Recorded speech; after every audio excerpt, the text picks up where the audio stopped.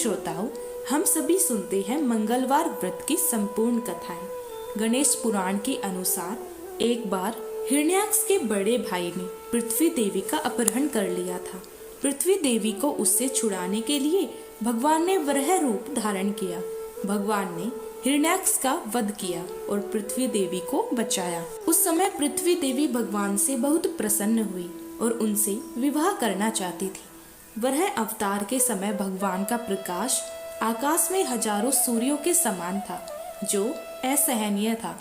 तब भगवान ने पृथ्वी देवी की इच्छा पूर्ण करने के लिए अपने सुंदर और मूल रूप से उन्हें दर्शन दिए। तब उनका विवाह हुआ और वे 1 वर्ष तक अकेले रहे। तब उनके पुत्र के रूप में मंगल देव का जन्म हुआ। शिव पुराण के अनुसार एक बार भगवान शिव कैलाश पर्वत पर ध्यान में लीन थे। तब उनके माथे से पसीने की 3 बूंदें निकली और धरती पर गिरी। उन बूंदों में से एक अत्यंत सुंदर शिशु प्रकट हुआ, जिसका रंग लालिमा लिए हुए था, जिसकी 4 भुजाएं थी। भगवान शिव ने बालक का पालन पोषण करने के लिए पृथ्वी देवी भूमि को सौंप दिया। बालक का नाम भौम रखा गया, क्योंकि उसका पालन पोषण और परवरिश भूमि द्वारा यानी धरती माता द्वारा हुई थी। जब भौम बड़े हुए, वे काशी गए और भगवान शिव को प्रसन्न करने के लिए कठिन तपस्या की। भगवान शिव ने उन्हें आशीर्वाद देते हुए मंगल लोक प्रदान किया, जो सुक्रोक से भी अधिक श्रेष्ठ था। इसी भौम को सौर मंडल में मंगल ग्रह के नाम से जाना जाता है। मंगल देव की 4 भुजाएं हैं और वे त्रिशूल और गदा हथियार के रूप में धारण करते हैं। यह लाल आभूषण धारण करते हैं। मंगल देव की पूजा करने से त्वचा संबंधी रोग, ऋण और गरीबी से मुक्ति मिलती है। भगवान मंगल का रत्न मूंगा है और उनका दिन मंगलवार है और यह दक्षिण दिशा के संरक्षक है। मंगलवार के व्रत की कथा के अनुसार एक समय की बात है, एक बूढ़ी औरत रहती थी। वह हर मंगलवार को व्रत रखा करती और उन्हें हर तरह की सुख समृद्धि प्राप्त थी। उनकी बहू उन्हें हर मंगलवार को 4 रोटियां देती। तब वह रोटियां लेकर हनुमान जी के मंदिर में जाती और वहां 2 रोटियां अर्पित करती। बाकी 2 रोटियां वह खुद खा लेती और तृप्त हो जाया करती। एक बार बहू ने अपने बच्चों को दादी के पीछे पीछे चलने को वह क्या करती है, इस बात पर नजर रखने के लिए कहा। मंगलवार का दिन आने पर बूढ़ी महिला ने 4 रोटियां हाथ में ली और वह बजरंग बली हनुमान जी के मंदिर में जाने लगी। उनके पीछे पीछे उनके पोते चल रहे थे और जब पोते ने देखा कि दादी ने भगवान हनुमान जी को 2 रोटियां अर्पित की और शेष 2 रोटियों से अपना व्रत खोला, तब उन्होंने घर आकर अपनी माँ को यह बात बताई। माँ को लगा कि बूढ़ी माई 2 रोटियां तो बर्बाद कर रही है और फिर उसने अगली बार केवल 2 ही रोटियां पकाने का निश्चय किया। अगले मंगलवार को बहू ने उन्हें 4 की बजाय केवल 2 ही रोटियां दी। तब बूढ़ी माई हनुमान जी से मंदिर में गई और हनुमान जी को 1 रोटी अर्पित करके शेष 1 रोटी से अपना व्रत खोला। उनके पोते ने यह सब भी देख लिया और घर आकर फिर से अपनी माँ को सारा हाल बताया। अब उन बालकों की माँ को लगा कि बूढ़ी माई तो 1 रोटी बर्बाद कर रही है, अगली बार मैं इनको केवल 1 ही रोटी दूंगी। ऐसा उसने फैसला किया। फिर अगला मंगलवार आने पर बहू ने बूढ़ी माई को केवल 1 ही रोटी दी और बूढ़ी माई उस 1 रोटी को लेकर हनुमान जी के मंदिर में चली गई। उन्होंने आधी रोटी भगवान हनुमान जी को अर्पित की, बाकी आधी से अपना व्रत खोला। उनके पोते ने आज यह भी देख लिया तो आकर अपनी माँ को बताया। बहू ने सोचा कि बूढ़ी माई तो घर का पैसा बर्बाद कर रही है। अब उसने फैसला लिया कि वह अगले मंगलवार को उन्हें कोई रोटी नहीं देगी। उधर वह बूढ़ी माई अगले मंगलवार बिना रोटी लिए खाली हाथ बजरंग बली हनुमान जी के मंदिर में गई। आज उनके पास उन्हें अर्पित करने के लिए कुछ भी नहीं था। तब बजरंग बली हनुमान एक छोटे से बालक के रूप में उनके सामने प्रकट हुए और बोले, बूढ़ी माई क्या हुआ है? तब बूढ़ी माई ने उस बालक को पूरी कहानी सुनाई। बालक ने कहा, माई आप इस मंदिर के पीछे अपनी एक कुटिया क्यों नहीं बना लेती और मुझे अपना पुत्र मान लीजिए, मैं आपके भोजन का प्रबंध कर दिया करूँगा। ऐसे परिवार में रहने का क्या लाभ जो अपने बुजुर्गों की देखभाल नहीं करता। बूढ़ी माई उस बालक की बात मान गई और झोपड़ी बनाकर वहीं पर रहने लगी। हर रोज वह छोटा बालक उनके लिए एक जग भरकर दूध और चीनी मक्खन मिला हुआ चूरमा लाता था। अब बूढ़ी माई का जीवन बहुत सुखमय और शांति भरा था। बूढ़ी माई अब भी प्रत्येक मंगलवार बजरंगबली हनुमान जी की पूजा करके उन्हें भोग लगाकर ही अपना व्रत खोला करती थी। इधर उनकी बहू दिन प्रतिदिन गरीब होती जा रही थी।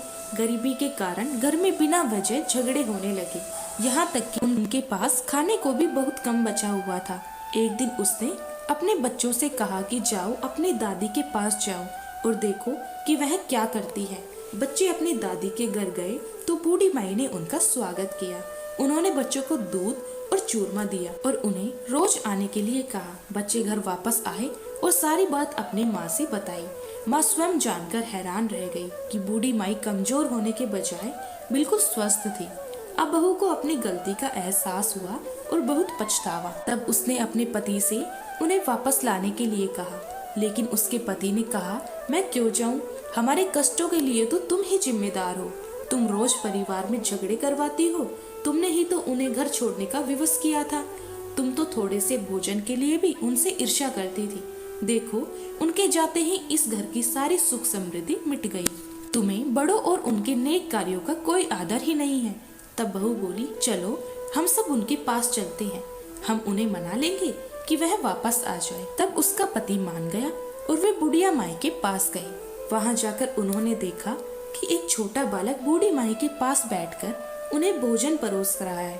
बूढ़ी माई की बहू अपनी सास के चरणों में गिर पड़ी और अपनी गलतियों के लिए क्षमा मांगने लगी। बूढ़ी माई ने उस बालक से कहा, मैं उनके साथ जाऊं, क्योंकि उन्हें अपनी गलती का एहसास हो गया है। बालक ने कहा, हाँ माँ जी, आप जा सकती हैं। अगर आपको कोई परेशानी हो तो फिर से आप वापस आ जाइएगा। अब बूढ़ी माई अपने परिवार के पास वापस लौट गई। अब भी बूढ़ी माई प्रत्येक मंगलवार का व्रत रखती, लेकिन अब उनकी बहू ने कभी भी हनुमान जी को अपने भोजन का आधा भाग अर्पित करने पर कोई भी आपत्ति नहीं जताई। उनके घर में फिर से सुख समृद्धि लौट आई और वे सभी सुखमय जीवन बिताने लगे। एक बार एक ब्राह्मण दंपत्ति थे। उनके संतान सुख प्राप्त नहीं था, इस कारण वे दुखी रहा करते थे। ब्राह्मण पुत्र प्राप्ति की कामना में हनुमान जी की पूजा करने के लिए एक बार वन में चले गए। वहाँ भक्ति भाव से वे हनुमान जी की पूजा करने लगे। घर पर उनकी पत्नी भी पुत्र प्राप्ति के लिए प्रत्येक मंगलवार का व्रत करती थी। व्रत के अंत में भोजन बनाकर हनुमान जी को भोग लगाने के बाद ही खुद भोजन करती थी। एक बार किसी कारण से ब्रह्मा ने भोजन बनाकर हनुमान जी को भोग नहीं लगा पाई, तो उन्होंने अपने मन में प्रण किया कि अब अगले मंगलवार को हनुमान जी को भोग लगाने के बाद ही वह भोजन करेगी। इस तरह 6 दिन भूखे रहने के कारण मंगलवार के दिन वह मूर्छित हो गई। हनुमान जी उन ब्राह्मण की शक्ति, लग्न और निष्ठा देखकर प्रसन्न हो गई। उन्होंने प्रकट होकर दर्शन दिए और कहा, मैं तुमसे बहुत प्रसन्न हूँ। तुम्हें एक सुंदर बालक देता हूँ जो तुम्हारी बहुत सेवा करेगा। तब हनुमान जी ने ब्राह्मणी को बाल रूप में दर्शन दिए और अंतर ध्यान हो गए। सुंदर बालक को पाकर ब्राह्मणी बहुत प्रसन्न हुई और उन्होंने बड़े प्रेम से बालक का नाम मंगल रखा। कुछ समय बाद जब ब्राह्मण वन से वापस आए तो बालक को देखकर पत्नी ने पूछा, यह बालक कौन है? पत्नी बोली, मंगलवार के व्रत से प्रसन्न होकर हनुमान जी ने दर्शन देकर मुझे यह बालक दिया है। लेकिन ब्राह्मण देवता को पत्नी की बात पर विश्वास नहीं हुआ, तो उन्होंने सोचा कि उनकी पत्नी उनसे झूठ बोल रही है और अपना पाप छुपाना चाहती है। एक दिन ब्राह्मण कुएं पर पानी भरने जा रहे थे। ब्राह्मणी ने मंगल को भी साथ ले जाने के लिए कहा। ब्राह्मण देवता मंगल को भी साथ ले गए। मंगल को नाजायज समझते हुए उन्होंने उसे धकेलकर कुएं में गिरा दिया। तो पानी लेकर घर आ गए। घर आने पर ब्राह्मणी ने पूछा, मंगल कहाँ है? ब्राह्मण देवता कुछ बोलते इससे पहले ही मंगल मुस्कुराता हुआ घर में आ गया। यह देखकर अब तो ब्राह्मण देवता आश्चर्य में पड़ गए। सोचने लगे कि इस बालक को तो मैंने कुएं में धकेल दिया था। फिर रात को सपने में ब्राह्मण देवता ने हनुमान जी को कहा, वे कह रहे थे यह बालक मैंने दिया है, तुम्हारा पत्नी पर शक करना उचित नहीं है, वह तो पतिव्रता स्त्री है। ब्राह्मण यह सच जानकर बड़े प्रसन्न हुए और शर्मिंदा भी हुए। इसके बाद तो ब्राह्मण दंपति ने हर मंगलवार को निष्ठा के साथ भक्ति के साथ व्रत करा और आनंद पूर्वक वे अपना जीवन बिताने लगे। इस प्रकार जो भी व्यक्ति मंगलवार का व्रत करता है और मंगलवार के व्रत की कथा पढ़ता या सुनता है और दूसरों को सुनाता है, तो हनुमान जी की कृपा उनके सभी प्रकार के सुख प्राप्त होते हैं। श्री ऋण मोचक मंगल स्तोत्र पाठ मंगल देव को समर्पित है। इस स्रोत के पाठ से कर्ज से मुक्ति मिलती है, आर्थिक समस्याएं दूर होती है। इस स्रोत से मंगल देव जी के सभी 21 नामों का वर्णन मिलता है। मंगल देव का संबंध हनुमान जी से है और हनुमान जी सभी प्रकार की समस्याओं से छुटकारा दिलाने वाले देवता माने जाते हैं। ऋण मोचक मंगल स्रोत का पाठ जो भी मनुष्य करता है उस पर मंगल भगवान प्रसन्न होकर उसे धन धान्य से प्रदान करते हैं। वह मनुष्य कुबेर भगवान की तरह धन संपत्ति का स्वामी बन जाता है। वह मनुष्य हमेशा युवा रहता है और उसे रोग और कर्ज से मुक्ति मिलती है। प्रिय श्रोताओं, अब सुनिए ऋण मोचक मंगल स्रोत पाठ हिंदी में। हे मंगल देव, शास्त्रों में आपके जो नाम बताए गए हैं उनमें पहला नाम मंगल, दूसरा भूमि पुत्र जिनका जन्म पृथ्वी से हुआ, तीसरा ऋणहर्ता यानी कर्ज से मुक्ति दिलाने वाला, चौथा धनप्रद यानी धन को देने वाले, पांचवा स्थिर आसन यानी जो अपने आसन पर अडिग रहते हैं, छठा महाकाय यानी जो बहुत बड़े शरीर वाले हैं, सातवां नाम सर्व कमावरोधक यानी कार्य में आने वाली सभी बाधाओं को दूर करने वाला है। हे मंगल देव, आपके नामों में आठवां नाम लोहित, नवा लोहितांग, दसवां साम का नाम यानी कृपा करने वाले जिसका अर्थ सामक ब्राह्मणों के ऊपर अपनी कृपा दृष्टि रखने वाला है, 11वां धरात्मज यानी पृथ्वी के गर्भ से उत्पन्न होने वाला, 12वां कुज, 13वां भूम, 14वां भूतद यानी ऐश्वर्य को देने वाला, 15वां भूमि नंदन यानी पृथ्वी को आनंद देने वाला है। हे मंगल देव, आपके नामों में 16वां नाम अंगारक, 17वां नाम यम, 18वां सर्वोग पारक अर्थात समस्त तरह की कठिनाइयों को दूर करने वाला, 19वां वृष्टि करता अर्थात वृष्टि करने वाले यानी वर्षा कराने वाला, 20वां नाम वृष्टि हरता अर्थात बारिश न होने के कारण अकाल लाने वाला और 21वां नाम सर्व काम फल प्रदा अर्थात संपूर्ण कामनाओं का फल देने वाला। हे मंगल देव, जो मनुष्य आपके इन 21 नामों का वाचन सच्चे मन और विश्वास से करता है उस मनुष्य के ऊपर कभी ऋण यानी कर्ज नहीं होता और वह अथाह धन की प्राप्ति करता है। हे मंगल देव, आपकी उत्पत्ति पृथ्वी के गर्भ से हुई है। आपकी आभा आकाश में कड़कड़ाने वाली दामिनी अर्थात आकाश में चमकने वाली बिजली के समान है। सभी तरह की शक्ति को धारण करने वाले कुमार मंगल देव को मैं नतमस्तक होकर प्रणाम करती हूँ। हे मंगल देव, आपके मंगल स्रोत का पाठ मनुष्य को हमेशा अपने मन में किसी भी तरह के विकार को दूर कर और अपनी पूर्ण श्रद्धा और आस्था के साथ करना चाहिए। जो भी मनुष्य इस मंगल स्रोत का पाठ करता है और दूसरों को सुनाता है उसके सभी कष्ट दूर हो जाते हैं। हे अंगारक अर्थात अग्नि की ज्वाला से जलने वाले, महाभाग अर्थात पूजनीय ऐश्वर्यशाली भक्तों के प्रति वात्सल्य यानी प्रेम रखने वाले, आपको हम नतमस्तक होकर प्रणाम करते हैं।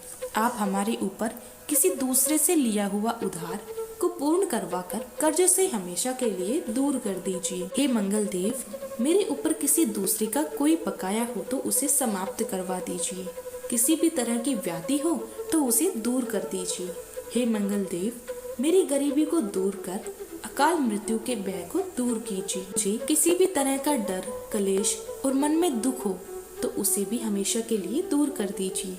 हे मंगल देव, आपको संतुष्ट करना बहुत ही कठिन है। आप तो मुश्किल से प्रसन्न होने वाले भगवान मंगल देव हैं। आप जब किसी पर अपनी कृपा की बारिश करते हैं तो उसे समस्त प्रकार के सुख समृद्धि प्रदान। आप जब किसी पर भी अपनी कृपा की बारिश करते हैं तो उसे समस्त प्रकार के सुख समृद्धि प्रदान करते हैं।